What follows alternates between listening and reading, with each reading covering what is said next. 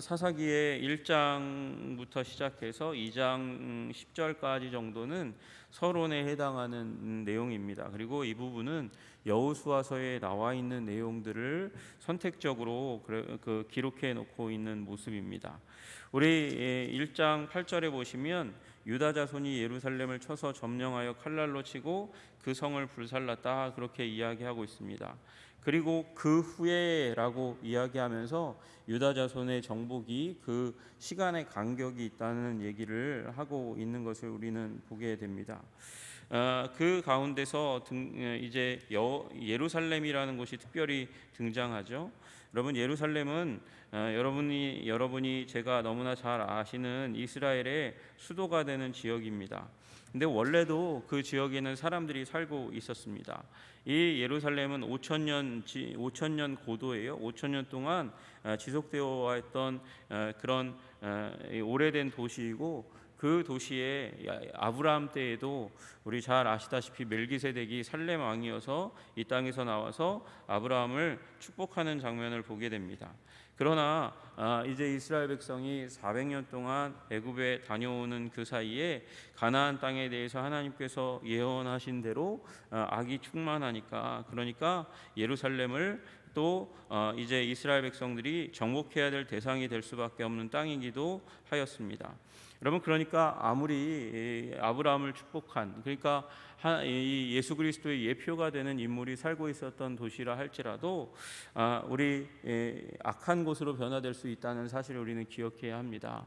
우리는 우리 하나님의 백성인, 너무나 자연스럽게 하나님의 백성이라고 생각하는 이스라엘 백성이 예수님이 오셨을 때 얼마나 큰 꾸짖음을 듣게 되었는지 알게 됩니다. 독사의 자식이라는 얘기를 듣게 되잖아요. 그러니까 우리는 과거에 우리가 어떤 큰 축복을 받았다 할지라도 과신해서는 안 됩니다. 자만해서는 안 됩니다. 우리가 언제든지 악한 존재로 변화될 수 있다는 사실에 대해서 우리는 깨달아 알고 우리의 영혼을 경성해야 되는 줄로, 우리 조심해야 되는 줄로, 깨어 있어 조심해야 하는 줄로 믿으시기를 주님의 이름으로 축복합니다.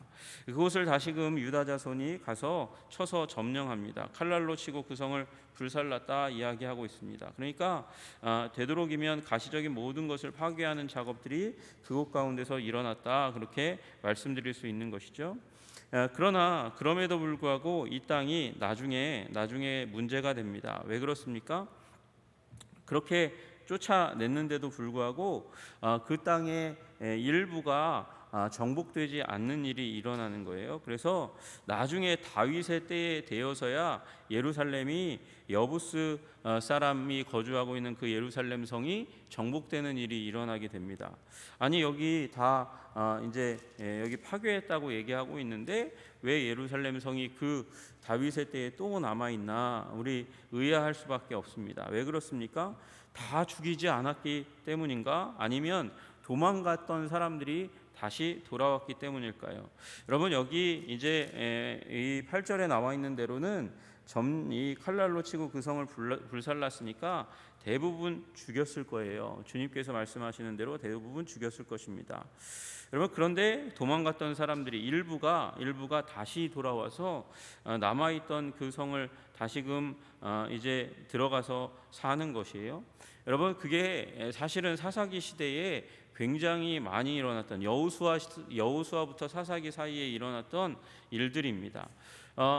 이 여호수아서를 읽어보면 여호수아의 군대가, 그러니까 이스라엘이 가나안 땅을, 온 땅을 점령했다, 이런 기록들이 굉장히 많이 나옵니다.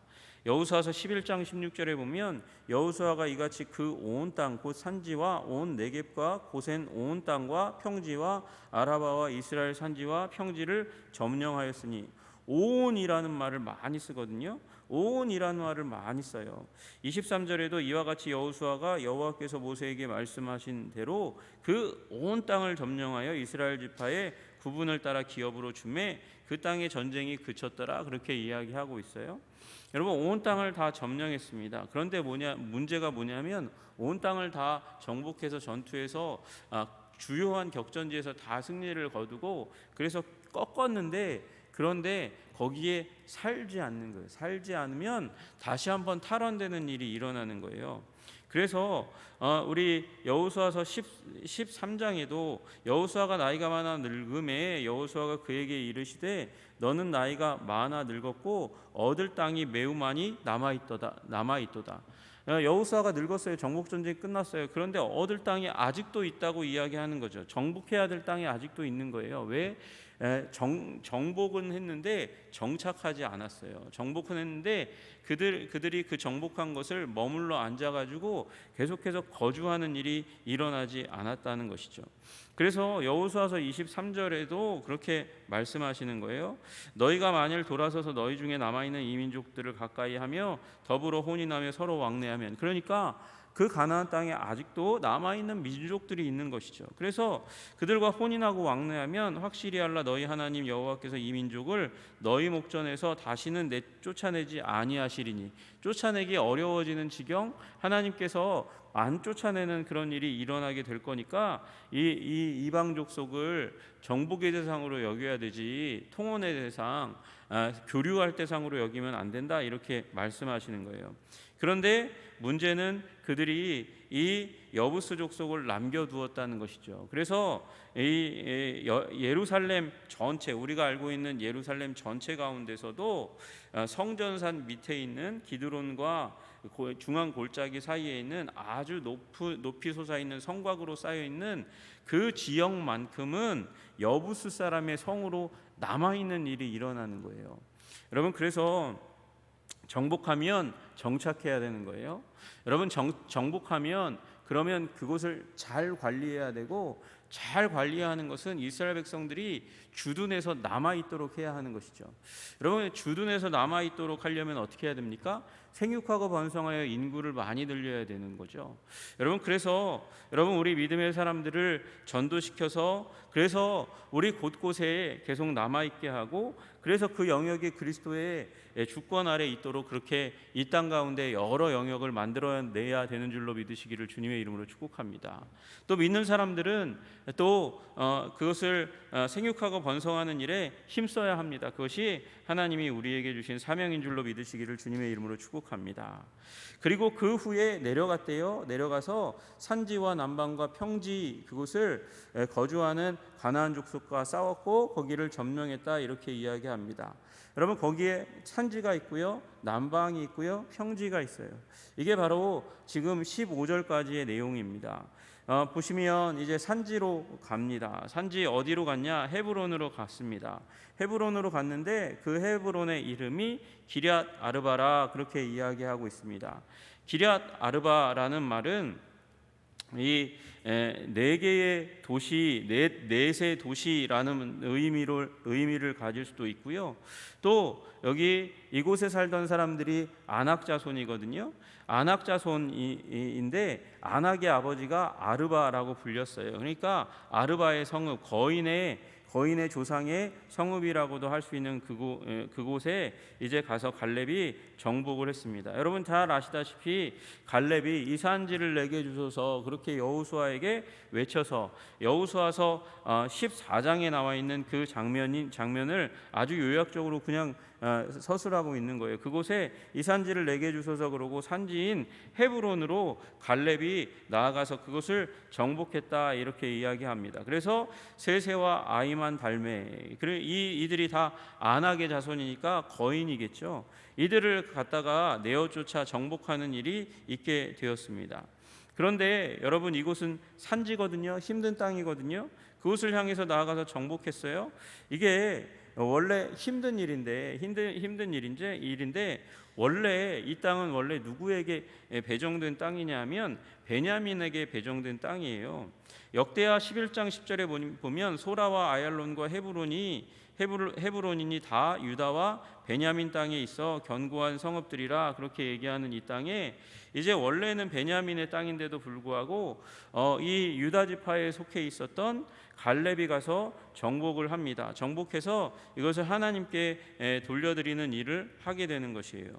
근데 문제는요, 여러분, 여기에 나와 있는 갈렙도 문제입니다. 갈렙도 문제의 인물이에요. 지금 아주 자연스럽게 유다 지파의 한 사람으로 나와 있지만, 여러분, 그러나 원래 이제 이 갈렙은 그니스 족속이에요. 그니스 족속. 그러니까 원래 유다 지파 이스라엘 백성이 아닌 원래 그 민족의 근원이 그니스 족속인, 그니스라는 족속은 이스라엘이 없어요. 이방 족속인데 불구하고 그 근원을 잊지 않고 끝까지 자기의 근원은 그니스인데, 그러나 이 그니스 족속의 사람이었던 이 사람이 하나님의 백성이 되었어요. 유다 지파 한 사람이 되는 거예요. 그 조상이, 그 아버지가 돌이켜서 이스라엘 백성이 된 사람이거든요. 돌이켰다, 턴 어웨이 해서 이스라엘 백성이 된 이 갈렙의 조상의 결정에 의해서 유다 지파에 속해 있었던 이 사람이 아무도 나서지 않는 산지, 그 힘든 산지를 향해서 믿음으로 나아가서 그래서 정복했다는 사실을 우리는 기억해야 합니다. 여러분, 그리고 그가 갈 때에 큰 믿음을 가지고 가서 이 헤브론 산지를 하나님께 드렸습니다. 여러분, 그러므로 우리도 하나님의 사람으로 자기 자신을 여길 때에 진정한 능력이 나온다는 사실을 기억해야 해요. 믿음이 있을 때 진정한 하나님의 백성이 된다는 사실을 기억해야 합니다. 믿음이 있을 때 하나님께서 우리를 도우시고 힘주셔서 어려운 산지도 정복할 수 있는 능력을 우리에게 부여해 주시는 줄로 믿으시기를 주님의 이름으로 축복합니다. 여러분, 그리고 이곳에서 나중에 다윗이 유다 지파의 왕이 되는 일이 일어나고, 그리고 그 후에 어떤 일이 일어납니까? 정복한 예루살렘의 왕이 되는 일이 일어나게 되는 것이죠. 그래서 여러분, 이 두 도시가 유다 지파에 의해서, 특별히 헤브론이 갈렙에 의해서 정복되는 아름다운 일이 일어나게 되었습니다. 그리고 나아가서 이제 드빌을 정복하는 장면이 나와요. 드빌도 이 갈렙이 나아가서 정복할 수 있었고 정복해야 될 그런 자리인데, 이상하게 드빌 앞에 서서 갈렙이 이상한 제안을 합니다. 이 기랴세벨, 원래 기랴세벨이라고 불리던 그 드빌을 쳐서 정복하는 자에게 내 딸 악사를 주겠다, 그렇게 이야기했습니다. 그랬더니 갈렙의 아우 그나스의 아들인 온니엘이 그것을 점령했다, 그렇게 이야기하고 있습니다. 이게 온니엘이 갈렙의 형제인지 아니면 조카인지 불분명해요. 그러나 여러분, 조카로 보는 것이 맞을지 모르겠습니다. 그 갈렙의 아우 그나스의 아들인 온니엘, 여러분, 갈렙이 그니스 족속이거든요. 그니스 같은 의미일 거예요. 그 가운데 있는 아들이라고 한다면 이 온니엘은 갈렙의 이제 형제일 겁니다. 그러나 또한 온니엘을 또 그니스와 그나스가 다른 이름이라고 한다면, 갈렙의 형제가 그나스라고 한다면 온니엘은 조카가 될 거예요. 그러나 그게 중요한 게 아니고, 그 문맥에서 전혀 문제가 안 되고, 온니엘이 나아가서 갈렙의 말을 믿고 나아가서 정복 전쟁을 벌여서 드빌을 정복하는 일이 일어나게 되었다, 그렇게 말씀하시는 것이죠. 여러분, 이 드빌 지역이 아마 평지 지역일 거예요. 그래서 산지 헤브론이 정복되고 평지가 또 유다의 지파 갈렙의 지휘 아래에 정복되는 일이 일어나게 되었다, 그렇게 말씀하시는 것이죠. 여러분, 왜 갈렙이 이 얘기를 했을까요? 갈렙이 이제 정복할 기력이, 체력이 되지 않아서 힘이 없어서 그렇게 된 것일까요? 아니요.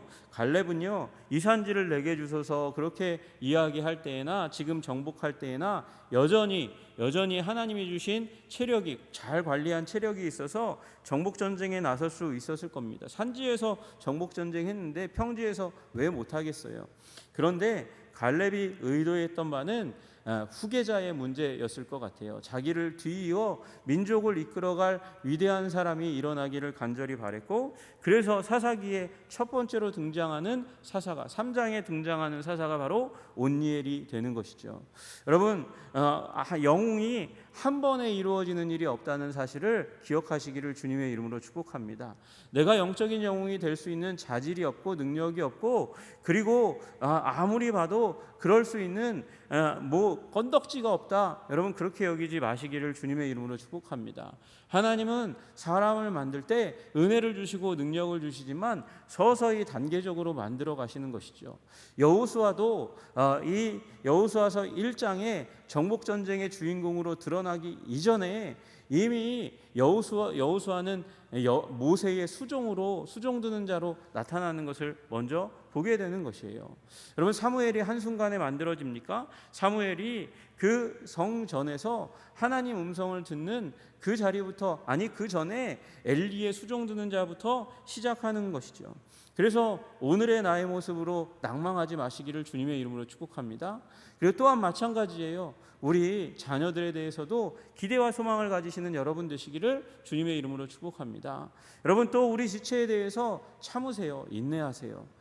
꼬라지가 저런데 도대체 어떻게 하나님의 일을 할 건가? 아니요, 할 수 있습니다. 하나님은 서서하게 하나님의 사람으로 만들어가는 하나님이신 줄로 믿으시기를 주님의 이름으로 축복합니다.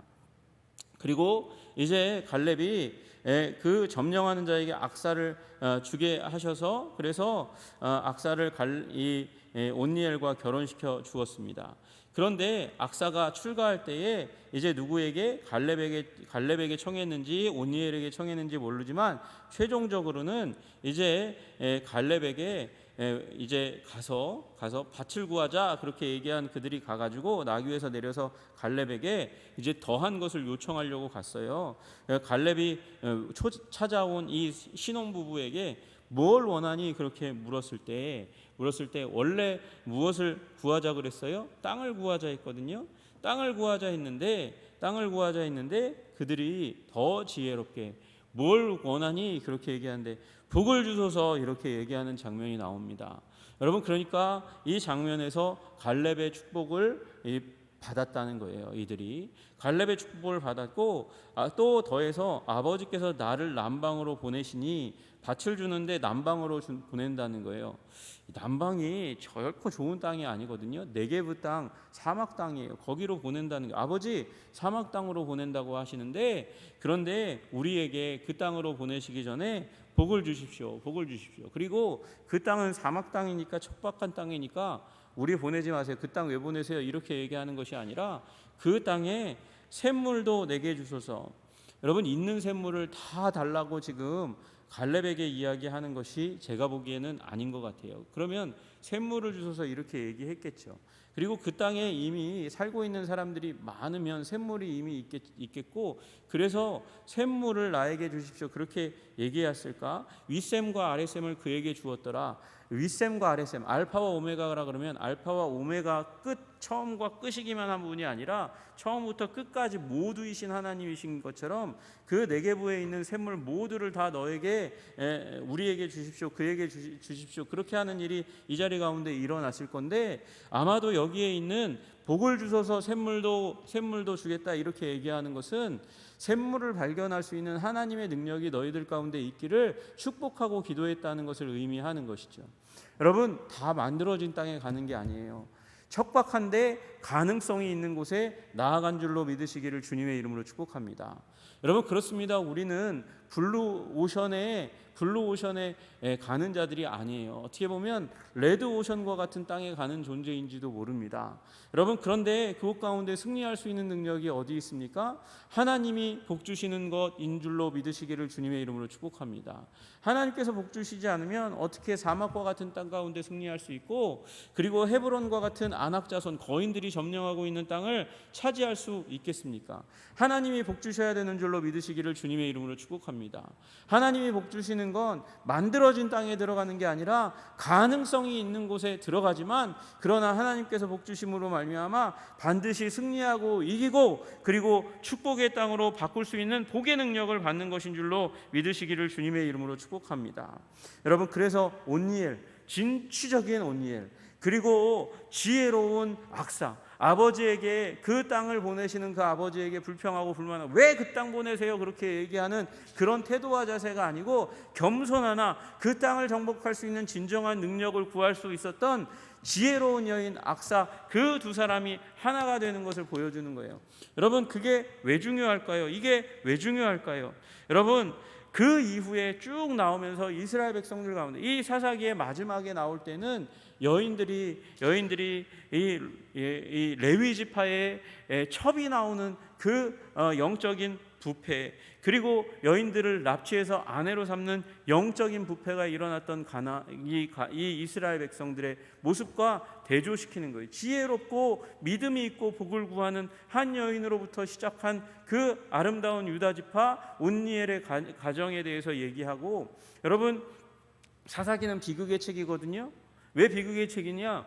여러분 처음보다 대부분의 성경은 처음보다 더 창대하고 아름답고 위대하게 끝나는 모습으로 결론이 지어지는데, 오히려 사사기만큼은 처음은 믿음으로 시작했고, 처음은 거룩함으로 시작했고, 처음은 아름다움으로 시작하는데 끝에는 너무도 비참함으로 끝나는 책이 사사기예요. 그래서 비극으로 끝나는 책인데, 여러분 그 비극으로 끝나는 책, 이 마지막에 이스라엘도 이 가나안 땅의 사람들을 닮아서 영적으로 타락했더라, 그 모습을 그려주고 있는데, 그래도 여러분 그 가운데서 믿음의 사람들, 의로운 사람들, 복을 구하는 사람들에 대해서 미리 얘기하고 있는 거예요. 여러분 복을 구하시는 여러분 되시기를 주님의 이름으로 축복합니다. 지혜를 구하는 여러분 되시기를 주님의 이름으로 축복합니다. 여러분 웰메이드 된 것, 완전히 다 이루어진 것을 구하는 자가 아니라 오늘의 삶 가운데 하나님이 가능성으로 주신 땅을 믿음으로 취하는 것을 삶의 방식으로 여러분 취하시는 하나님의 사람들 되시기를 주님의 이름으로 축복합니다. 여러분 그러면 하나님께서 우리가 가는 곳마다 그곳이 하나님의 땅 되게 하시는 아름다운 축복으로 가득 채워주실 것을 여러분 믿음으로 바라보시는 여러분 되시기를 주님의 이름으로 축복합니다. 그렇게 될 줄로 믿습니다. 기도하겠습니다. 하나님 아버지, 우리 사사기의 처음을 여호수아서와 이어서 그렇습니다. 하나님 믿음의 행진, 믿음으로 행진하면 정복된다는 것을 보여주고 계십니다. 하나님 그니스족 속에 아버지 사람이었던 우리 갈렙을 통해서, 그리고 그의 가족들을 통해서 아름다운 정복이 이루어지는 것을 보게 됩니다.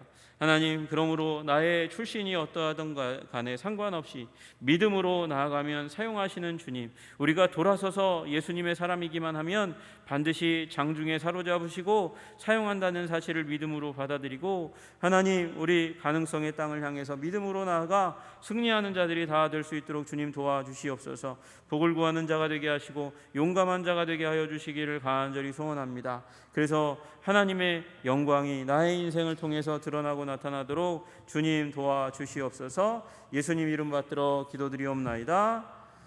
하늘에 계신